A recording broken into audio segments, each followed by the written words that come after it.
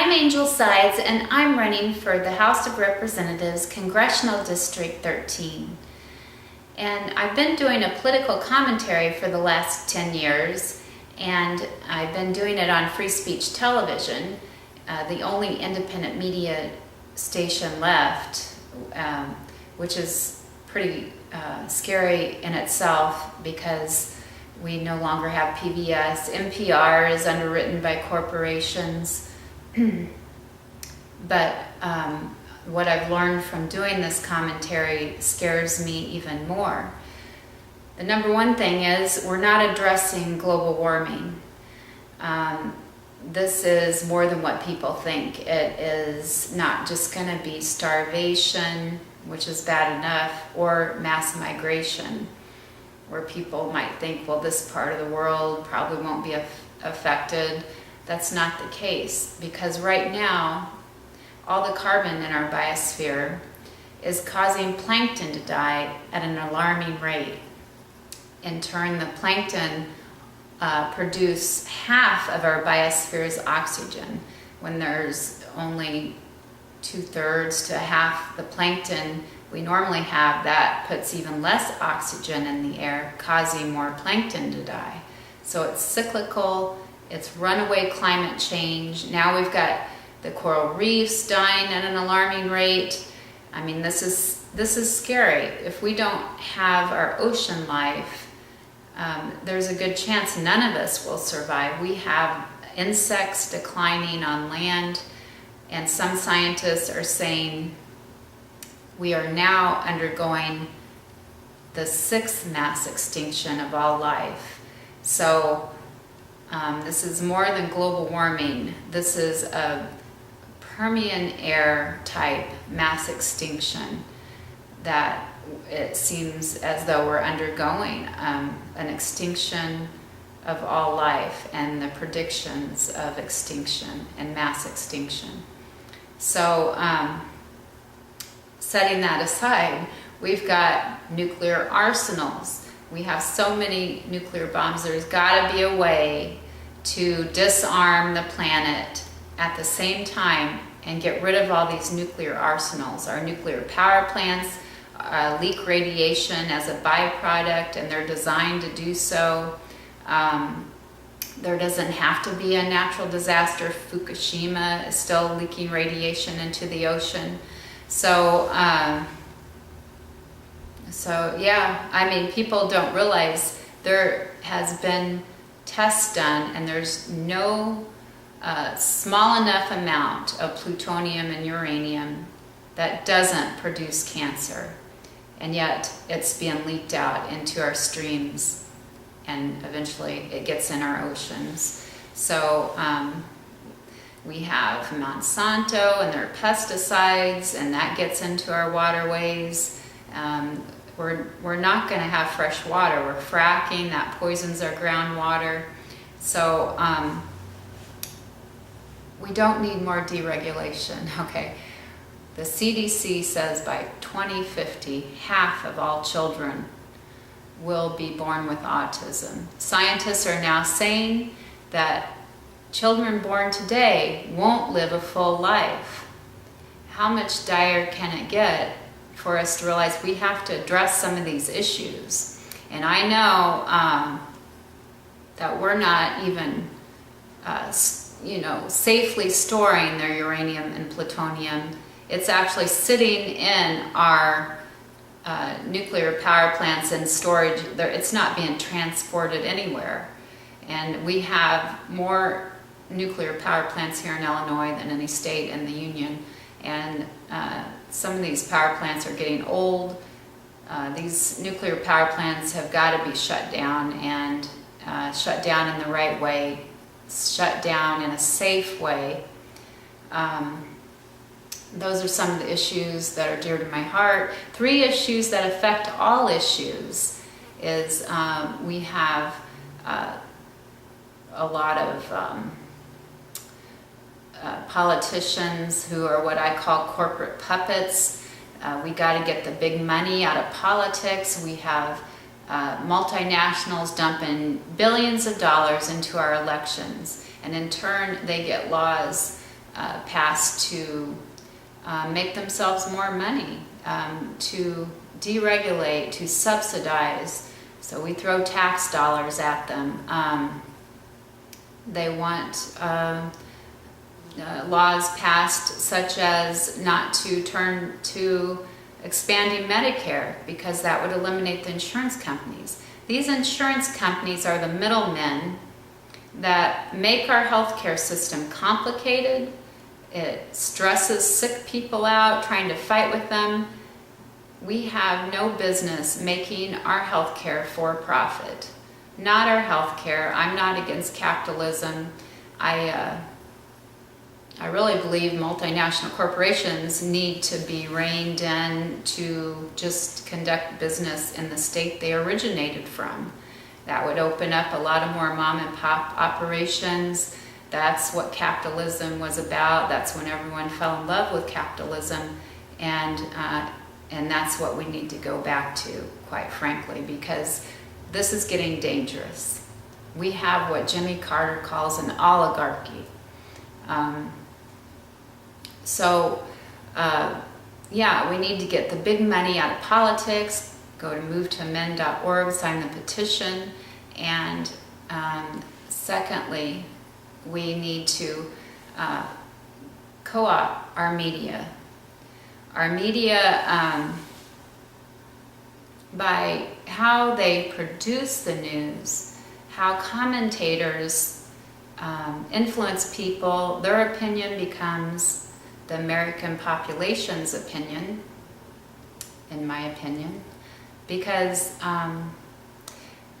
they edit news, they spin news, they try to manipulate the public. You can think of it as we're the drone worker bees, and our media is our pheromone, and it tells us what to do, how to think, how to act, most importantly, how to vote in order to serve and benefit the 1%, the one queen bee. And this isn't because people are gullible or easily influenced or weak in the head. This is a tried and tested method with psychologists employed, including Sigmund Freud's great-grandson, because I saw a documentary on this, and I wouldn't put it past that we're still using subliminal messages. So I think we need to co-opt our media.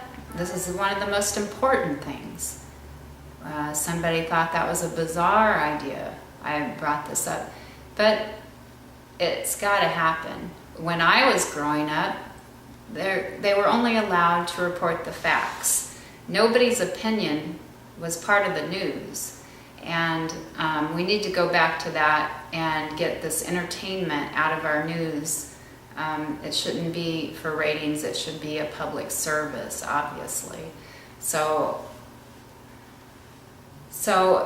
you can look at it that the media determines who our president is. That's how bad it is. I call it media election fraud, and it happened to Bernie Sanders. They wouldn't even air any of his speeches. They would air every single one of Donald Trump's speeches. He actually came here to Springfield and said the minimum wage is too high. I mean, I know our media is corrupted, but come on, you guys. So we need to make media fair during election time and any other way as well. That affects everything is election integrity. And it's not just Russia, because when I was campaigning for Bernie Sanders, we had discovered that we have more Hillary won in districts that were more hackable. The machines were more hackable. Hillary won where the machines were more hackable. In those districts, she won by large margins. And our exit polls didn't match the elections and the election outcomes. And in Europe, there would have been a revolution, because they take to the streets if there's a discrepancy of 2%. We had discrepancies closing in on 10%. We had discrepancies at 8%. So I'm asking everyone in Illinois, but especially in District 13, because there's hope for District 13. I have great hope for District 13. Please go to your county clerk and ask to observe the audit, or better yet, to be able to conduct your own public audit. And along those lines, I'd also like to say that Election Justice USA, a study was done that found that without election fraud, Sanders would have won by a large margin, by a landslide is how they put it. So that is Election Justice USA. So yeah, go to your county clerk and ask to do a public audit. And along those lines, I'd also like to say that Election Justice USA, a study was done that found that without election fraud, Sanders would have won by a large margin, by a landslide is how they put it. So that is Election Justice USA. So yeah, go to your county clerk and ask to do a public audit. And I'm also asking the public to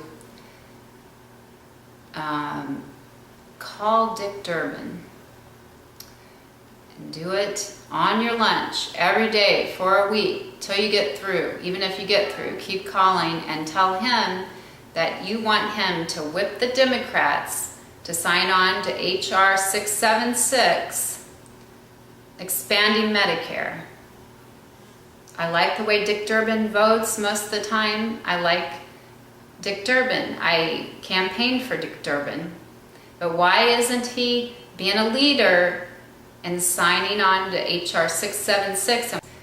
Call him and make sure your voice is heard on that. I'm asking people to do that. And why is it his friend Betsy Lonergan doesn't come out and say she's for HR 676? Her son almost died, yet she won't come out for HR 676.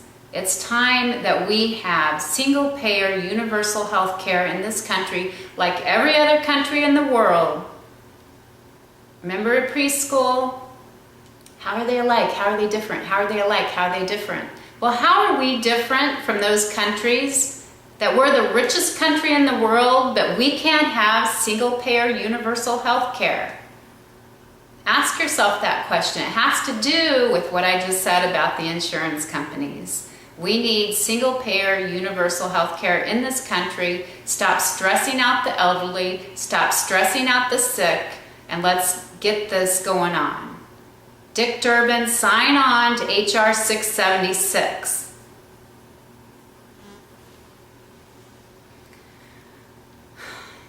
Now, having said that,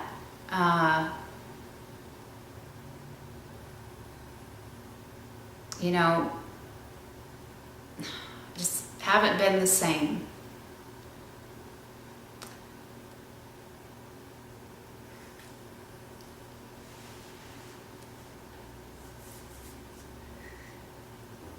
The last thing I'd like to talk about is HR 676 and its coverage of rehabilitation. That affects my life personally. It's hard to see a young person in the family destroy themselves. And, you know, a child from infancy that you've seen grown from infancy to young adult. So we've got to start talking about this. I have a family member addicted to heroin, and I don't feel like it's going to have a happy ending. So, you know, we've got a drug dealing CIA. Gary Webb exposed this a long time ago. No one went to jail. I recently saw a documentary that insinuated it went all the way up to the Bush family. So why aren't we jailing some of these people? Some of the banksters that do the money laundering, why aren't they in jail? We have no justice in this country. We have no justice anymore. The people at the top get away with thievery, rape, and murder, while the common Joe gets thrown in the clink for having a few ounces of pot in their pocket. That's what's going on. For-profit prisons, the whole bit. Well, Gary Webb was blackballed and he got so depressed he shot himself not only once but twice in the head. Philip Marshall was shot, Barry Seal, and the same person photographed transporting drugs from the Vietnam War, heroin and dead bodies, was the same person photographed embezzling cocaine from Nicaragua. So you can't tell me, as we have the military guarding the opium fields in Afghanistan, and 80% of that opium ends up right here in the United States, that we don't have people at the top involved with it. This affects me personally, because my loved one isn't going to have a happy ending. And we have to deal with drugs not by building a wall. These are flown in, and if the Clintons knew about it when they had drugs being flown into Arkansas, they should be in jail. But none of these people had any consequences. They had nothing. Oliver North, there was no consequences for him. These bailouts, plea bargains, and pardons have got to stop, or we're going to have a lawless society. So we got to stop looking ahead. Don't look behind, look ahead. Don't look behind, look ahead. Well, I'm looking ahead. We have a lawless society, or we're going to have a reign of terror, because that's not justice for all. Anyway, this is what happened. This is what happens in Illinois anyway. When you get help for a loved one, they're put on a waiting list. They're put on a waiting list for months for it to be paid for by the state. If you end up having to go to court and you go in and you say, "Judge, my family member needs court-ordered rehabilitation or they're going to kill themselves," guess what happens? That judge threatens to put you in jail for speaking out. That's our corrupt, enabling criminal justice system at work. And there's no excuse for that when we're the richest country in the world.